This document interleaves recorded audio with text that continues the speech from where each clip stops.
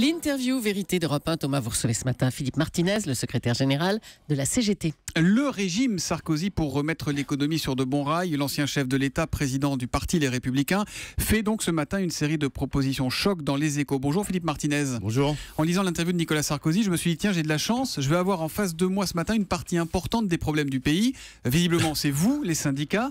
Est-ce que vous êtes d'accord avec Nicolas Sarkozy quand il dit que le dialogue social ne fonctionne plus en France ? Oui, mais je ne suis pas d'accord avec lui, même si le dialogue social a quelques problèmes en France.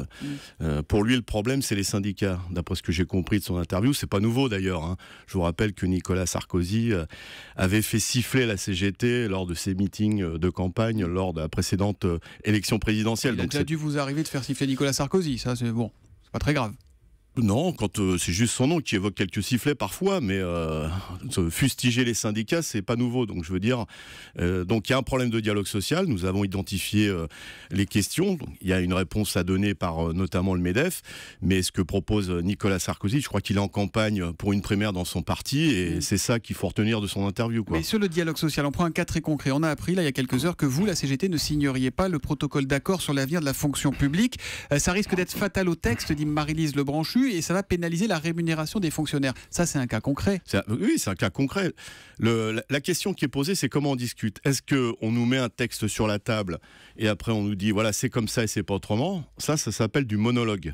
Dialogue, c'est à deux. Donc la CGT a fait des propositions durant cette négociation qui a duré un moment.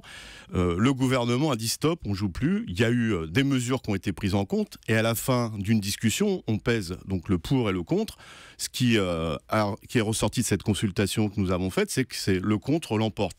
Je voudrais dire aussi que concernant les fonctionnaires, on vit une campagne de méprisante vis-à-vis des fonctionnaires.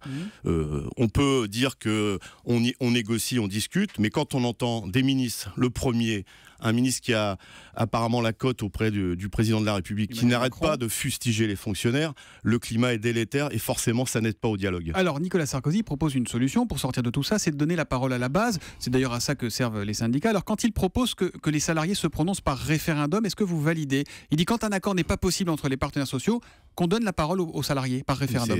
La CGT propose qu'à l'issue de négociations, on puisse interpeller les salariés sur le bon côté ou le mauvais côté d'une chose. Après, la problématique, c'est toujours la même chose. Si on prend le cas Smart, quand on demande aux salariés, est-ce que vous voulez qu'on vous coupe le bras droit ou le bras gauche? Oui, la question est légèrement pipée. Donc, il faut qu'on revienne. Chez Smart, ils ont voté le fait de travailler 39 heures et d'être payé 37. Chez Smart, on leur a posé la question. On n'a pas demandé aux syndicats quelle question il fallait poser. On leur a pas dit, vous voulez rester aux 35 heures ou pas. On leur a dit, si vous ne changez pas, si on passe pas aux 39 heures, pardon, on risque de fermer l'usine. Vous voyez, c'est le choix entre la peste et le choléra. Donc oui, nous sommes pour... finalement, vous êtes sarkozyste, il faut supprimer les 35 heures. Et il dit dans les Échos... J'aime beaucoup votre humour. Il faut payer les 35 heures 35, les 36 36, les 37 37. Et comme ça, on évitera de travailler 39 et d'être payé 37 comme chez Smart. On va chez Smart, je le répète. La question qui a été posée, c'est soit vous acceptez ce qu'on vous propose, soit on ferme l'usine. Ce n'est pas un référendum, ça. Ça, c'est mettre le pistolet sur la tempe des salariés. En même temps, le résultat est quand même assez mesuré. On voit que malheureusement, ce qu'a réussi la direction, c'est à couper l'usine en deux entre les cadres et les non-cadres. Donc il y a besoin de valider un certain nombre de choses par les salariés. Nous sommes d'accord, mais ça se prépare. Un référendum, il y a un débat, il y a une discussion, ça se fait en politique. Pourquoi ça se ferait pas dans les entreprises? Mais est-ce que le problème, c'est pas ce que vous pesez aujourd'hui, vous les syndicats, c'est-à-dire, il sous-entend que vous ne pesez plus grand-chose, Nicolas Sarkozy, votre puissance est trop importante par rapport à votre poids. On prend un chiffre, il y a 8% de syndicalisation en France aujourd'hui, de manière globale, 5% dans le privé. La CGT, c'était 4 millions d'adhérents en 48, 2 millions en 80, moins de 700 000 aujourd'hui. D'accord. Enfin, je ne crois pas que M. Sarkozy soit la référence en matière de syndicalisme. Donc on va éviter de parler de lui.